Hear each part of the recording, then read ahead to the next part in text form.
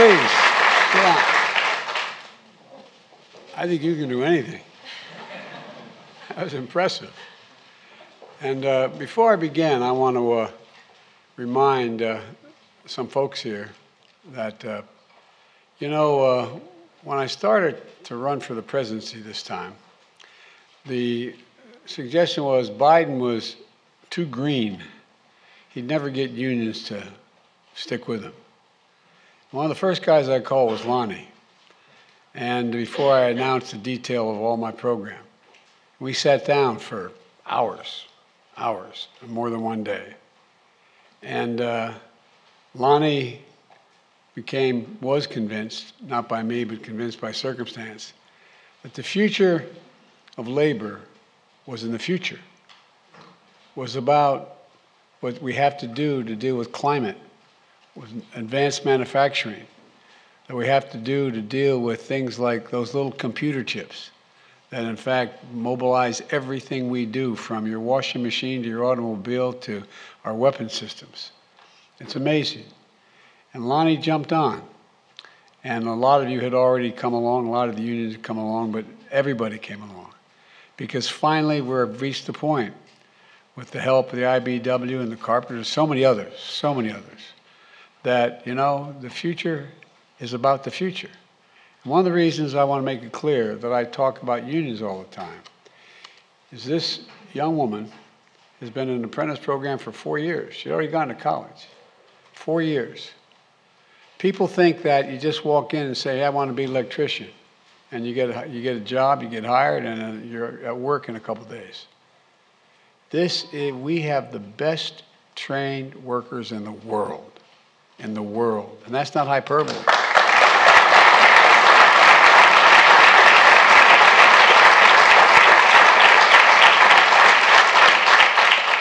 And I mean this, and I think American businesses are coming to understand this, and American industry, is that, it costs more to hire a union worker than a non-union worker, but guess what? It costs you less over time because you have the best product from what you're paying for. And so anyway, I just want to thank you, Lonnie, and all the union presidents that are here for stepping up. It wasn't easy to step up as boldly as you. I really mean it. I've always had support of the IBEW, but never so aggressively on dealing with the things we're talking about. There are 3 major pieces of legislation that already created 700,000 manufacturing jobs and are going to create literally several million more. And that is the infrastructure bill, which is to do everything from highways and bridges to broadband to clean water, lead pipe, across the board. And then we came along with a little thing that everybody wondered what it was. We talked about the CHIPS and Science Act. Well, guess what? We have American and non-American business investing literally several trillion, hundreds of billions of dollars, because it's the future. Every single thing that your kids, when they're your age, are buying, it's going to require a computer chip. We invented them. We're the ones who advanced them. The United States of America. Yet we lost the market because we didn't invest. We didn't invest in America. We came along, and with the help of all of you in this room, we got strong support, and we invested. And all the way from, I was just up at IBM, up in upstate New York, and then I went over to Syracuse, New York. We're talking just those 2 outfits are several $100 billion over time. So look, Lonnie's heard me say this, I am optimistic. I am truly optimistic because of your generation. Speaking of labor, it's always been great to work with you all. And last year we signed the historic infrastructure law, a once-in-a-generation investment in roads, bridges, railroads, airports, high-speed internet, clean air, clean water, clean energy future. I signed that so that we could be positioned to win the competition of the second quarter of the 21st century. To do that, we had to make sure the law would build all of America, lift us all up, workers and in the process of this, with products that are made in America. And guess what? We didn't stop there. As I said, we passed the CHIPS and Science Act. As a result, companies are investing hundreds of billions of dollars, tens of thousands of jobs. And by the way, you know what these jobs are going to be? And for example, the ones down in for Intel, when they get these factories built or up, I'm going to leave somebody out, so I won't name them all. But you know, non-college, without a college degree, $120,000 a year. $120,000 a year.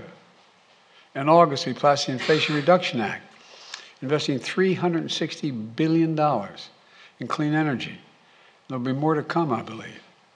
We put Americans to work making solar panels, wind turbines, electric cars. By the way, I was in part of Ohio looking at the facilities where they're training people on wind turbines.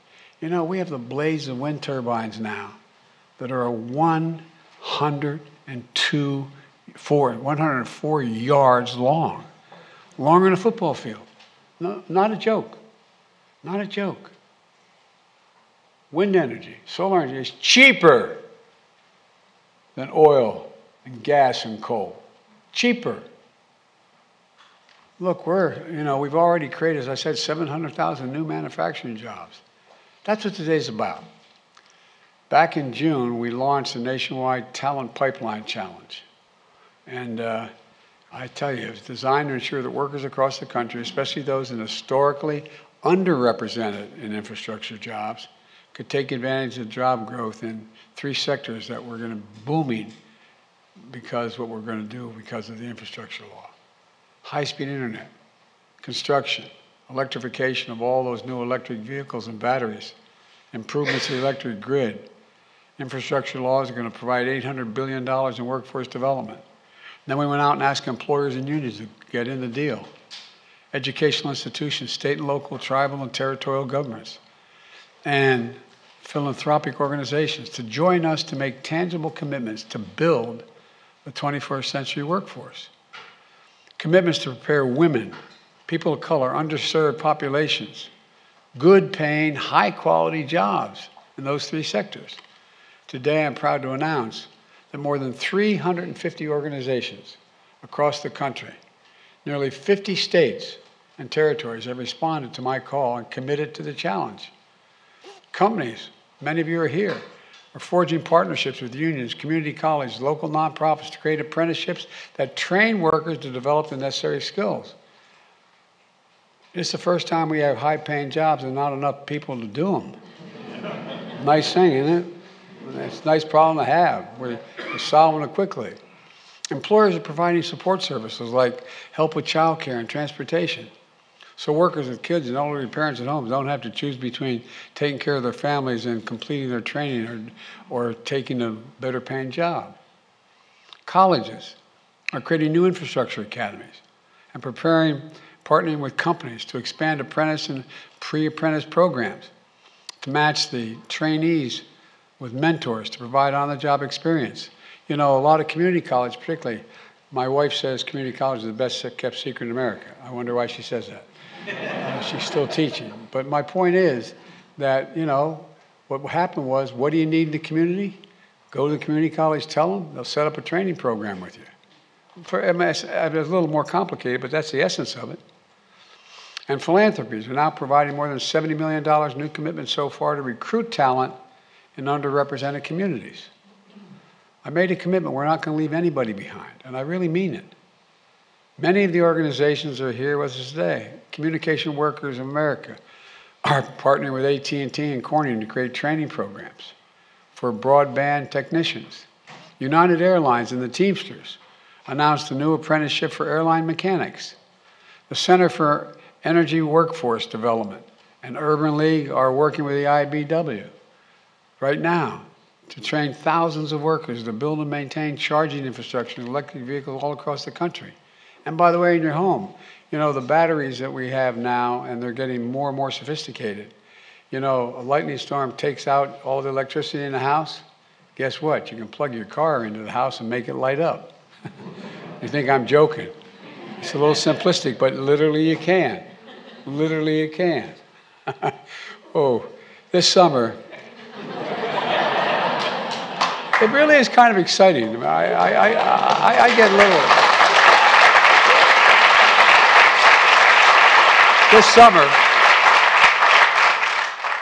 Jill, my wife, joined the Labor Secretary Marty Walsh at a electrical substation in Boston, where Bunker Hill Community College students have paid internships at a public utility company to prepare them for union jobs that support American electric grid infrastructure.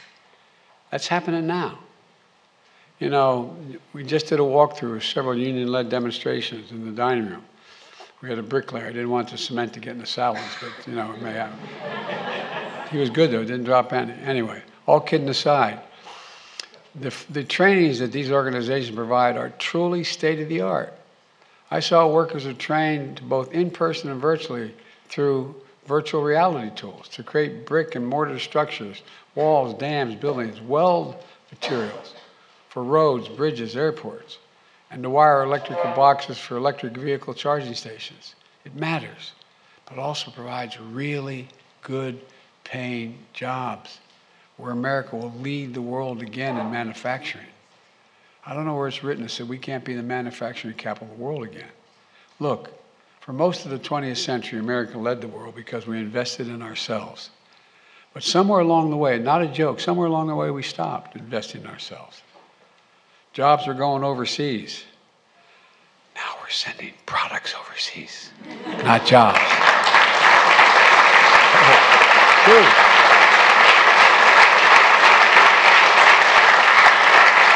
Because our adversaries have been closing the gap. But with this talent pipeline challenge, these partnerships, we're regaining the momentum and taking back our competitive edge. And the United States is going to win. In addition to the bipartisan infrastructure, the Inflation Reduction Act is the biggest investment ever in climate, ever in the history of the world in climate, creating jobs of the future. So workers and small businesses lead the transition to a clean energy economy, something we owe our children and grandchildren beyond measure. The CHIPS and Science Act is supercharged efforts to make semiconductors and small computer chips that power our everyday lives and every aspect of life. It's going to grow and grow and grow. And we're doing it the right way, centered around workers and communities, bringing everybody along.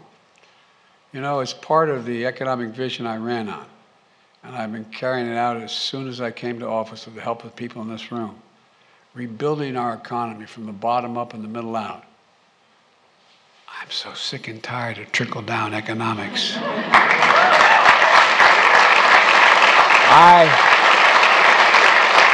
I don't remember my dad ever feeling that trickle on his head. But seriously, and by the way, businesses are coming along. One of the things that's happening is that, you know, when the middle class grows, and it's growing, and the poor have a ladder up, and the wealthy still do very, very well. No one gets hurt. No one gets hurt. The economy that creates good paying jobs, union jobs, high quality jobs that don't require college degrees. The economy that works for everybody. Through bold actions like this one, we're taking that vision to a reality. This is what it looks like when America comes together to get something done. So let me close with this, because I don't want to get started, because I'm really excited about all this. The country's been through a tough 4 or 5 years, and folks are still hurting. Granted that we inherited a 6.5% unemployment rate, it's down to 3.5%, but guess what? Inflation is still hurting people. But we're making real progress. We're reasserting ourselves as a nation. That's why I want to look out at everyone here and across the country. I've been more optimistic about the future than I ever have been. Ever in my career, I've been more optimistic than today.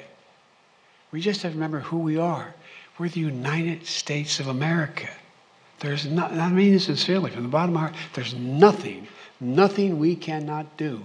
Nothing when we do it together. So that's my goal, to bring us together, to get more done. And I look in this room, there's business, labor, apprentices, a lot of good folks, all understanding that we can outcompete the rest of the world like we always did in the past. There's nothing beyond our capacity. Nothing, nothing, nothing. So God bless you all, and may God protect our troops. Thank you, thank you,